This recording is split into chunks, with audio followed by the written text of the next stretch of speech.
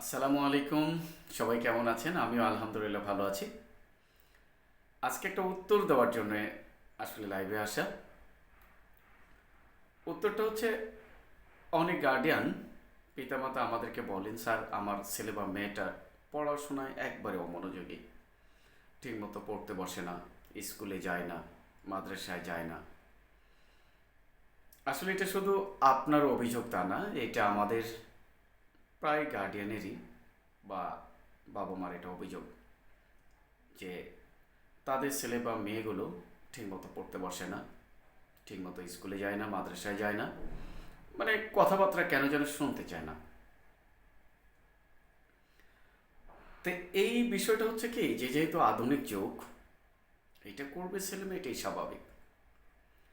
আপনার ছেলে বা মেয়েটা এই স্কুলে না যাওয়ার কারণ, মাদ্রাসায় না যাওয়ার কারণ বা পড়তে না বসার কারণটাই হচ্ছে যে আপনি তাকে পড়াশোনার জন্য চাপ দিচ্ছেন।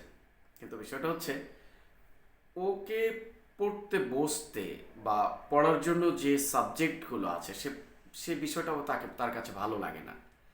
কারণ একটা জিনিসকেই, যে কোনো একটা জিনিস যদি কারোর কাছে ভালো না লাগে তাহলে কিন্তু সেই জিনিসটা সে নিবে না, বা সেটাকে সে আনন্দে কিন্তু গ্রহণ করবে না।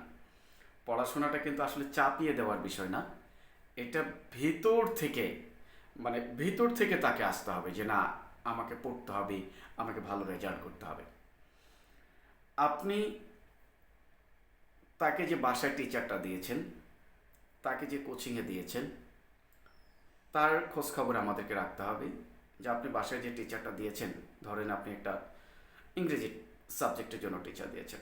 আসলে ইংরেজি যে সাবজেক্টের টিচারটা দিয়েছেন, যে টিচার, সে কি ইংলিশে অনার্স মাস্টার্স বা ইংলিশে আদৌ কি ভালো জানে?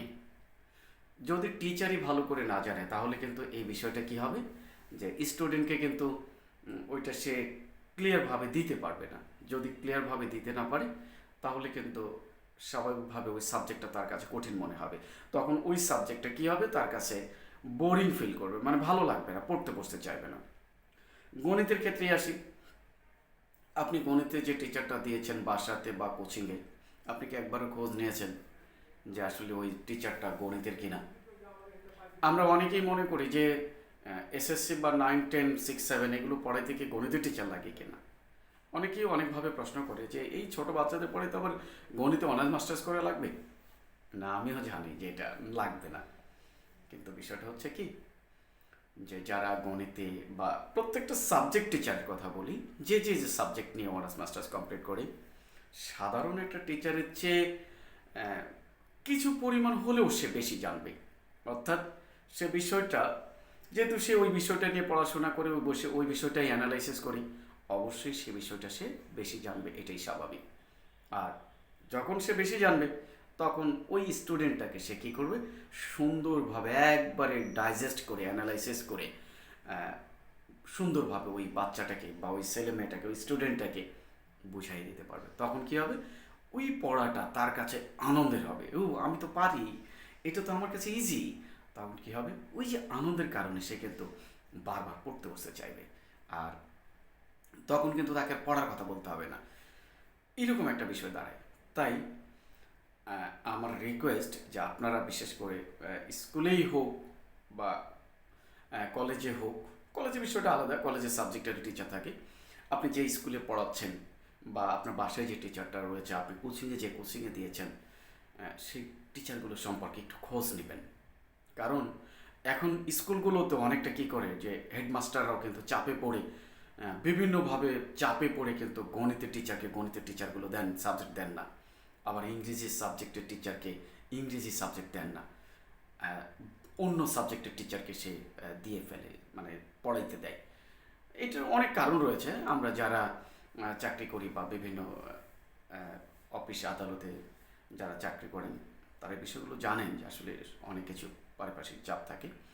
কিন্তু আপনার গার্ডিয়ানরা এই বিষয়টা শিওর হয়ে নেবেন যে স্কুল বা যে কোচিংয়ের যে বাসায় যে প্রাইভেট টিচারটা রয়েছে, সেটা গণিতের টিচার কিনা, ইংরেজি টিচার কিনা বা সাবজেক্ট ওয়ারি টিচার সাবজেক্ট পড়ায় কিনা, এটা একটু শিওর হয়ে নেবেন। আমার রিকোয়েস্ট থাকবে এই জিনিসটা। আর আরেকটা বিষয়, সেটা হচ্ছে যে আপনার ছেলে বা মেয়েটাকে, বিশেষ করে এখন আধুনিক যুগ, একটু ডিভাইস থেকে দূরে রাখার চেষ্টা করবেন। যে আমরা কি করি, বাচ্চা খেতে চায় না, না খেতে চাইলেই তাকে একটা মোবাইল ধরাই দিয়ে, গেম দিয়ে বা কার্টুন দিয়ে খেতে দেই। আসলে এটা কিন্তু অজান্তেই কিন্তু আপনি আপনার বাচ্চার ক্ষতি করে ফেলছেন।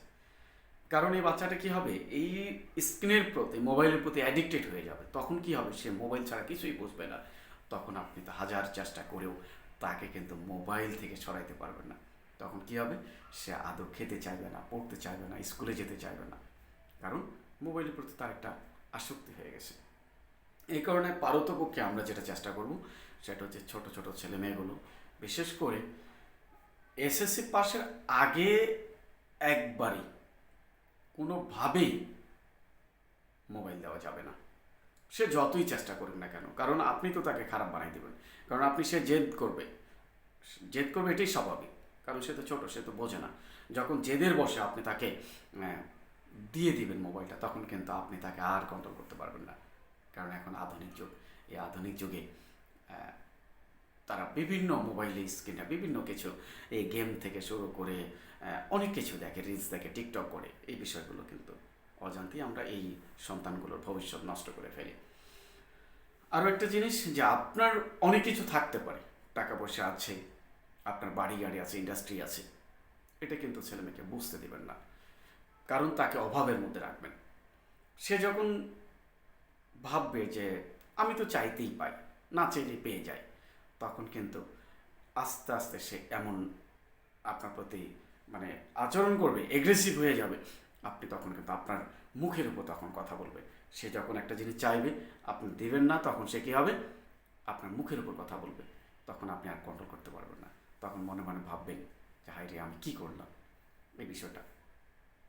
আরও যে একটা বিষয় রয়েছে, সেটা হচ্ছে আপনার ছেলে বা মেয়ে যখন স্কুলে যায়, কোচিংয়ে যায়, তখন একটা জিনিস খেয়াল করবেন, এটা শিওর হয়ে নেবেন যে সে কার সঙ্গে স্কুলে যায়। আপনি যদি তাকে দিয়ে আসতে পারেন, নিয়ে আসতে পারেন, আলহামদুলিল্লাহ, এতে কোনো প্রবলেম নাই, এটা সবচেয়ে ভালো। কিন্তু যদি যেতে না পারেন, তাহলে কী করবেন, তাহলে তার একটু খোঁজ রাখবেন, সে কার সঙ্গে যাচ্ছে, কার সঙ্গে আসতেছে। সে যখন কোচিংটা শেষ হয়ে যায়, স্কুল শেষ হয়ে যায়, প্রাইভেট শেষ হয়ে যায়, এরপরে সে টাইমলি বাসায় ফিরে কিনা, এই জিনিসটা খোঁজ নেবেন। তাহলে কী হবে, সে যখন বাইরে সময় দিতে পারবে না, আলটিমেট যখন সে বাসায় চলে আসবে, তখন মনে মনে ভাববেন যে না, সে ঠিক মানে রাইট ট্র্যাকে আছে। কিন্তু যদি দেরি করে আসে, তখন সে বন্ধু বান্ধবের সঙ্গে মিশে যাবে। তখন এখনকার ছেলে মেয়েগুলো সাধারণত হয় কি, যে ভালো বন্ধুর চেয়ে তার খারাপ বন্ধুর সংখ্যাটাই বেশি হয়। তখন কিন্তু সে ওদের সঙ্গে চলে যায়। কারণ আমাদের একটা প্রবাদ বাক্য আছে যে সঙ্গ দোষে লোহা ভাসে। ওই ছেলে বা মেয়েটা যখন তার বন্ধুদের সঙ্গে মিশবে, তখন ওই বন্ধু বা বান্ধবীটা যেমন, সে কিন্তু তেমন হয়ে যাবে। ঠিক আছে? তো এই বিষয়গুলোই সাধারণত আমরা অ্যানালাইসিস করি। আরেকটা জিনিস, আপনার ছেলে বা মেয়েকে যেটা হবে কি, যে আপনি সবসময় যে একবারে চাপে পড়ে পড় পড় পড় পড় এরকম করবে তা না। তাকে বোঝাবেন সুন্দর করে যে আব্বু আম্মু বা তুমি একটু পড়ো, এই পড়াটা রয়েছে। তাকে একটা কী করবেন, একটা নির্দিষ্ট টাইমের ফ্রেমে বেঁধে ফেলবেন যে তুমি যদি এই বিকাল টাইমটা পড়ো, বা এই সপ্তাহটা পড়ো, বা এইটা করে আসো, তাহলে তোমাকে আমি এই জিনিসটা দিব। তখন কী হবে, সে ওইটা পাওয়ার জন্য কিন্তু পড়তে বসবে, এবং পড়াশোনাটা তার কাছে একটা মজার জিনিস হয়ে যাবে। তখন আপনাকে আর বলতে হবে না, তখন সে কিন্তু ইচ্ছা করেই পড়তে বসবে। এইরকম বিষয়গুলো, কারণ আমরা তো অনেক ছেলে মেয়েকে দেখেছি যে ছোটোবেলা থেকে আস্তে আস্তে পড়ার একটা অভ্যাস তৈরি হয়, আর এই অভ্যাসের কারণে সে একটা ভালো স্টুডেন্ট হয়ে যায়। তখন সে একটা ভালো জায়গায়, এসএসসিতে ভালো রেজাল্ট করে, ইন্টারে ভালো রেজাল্ট করে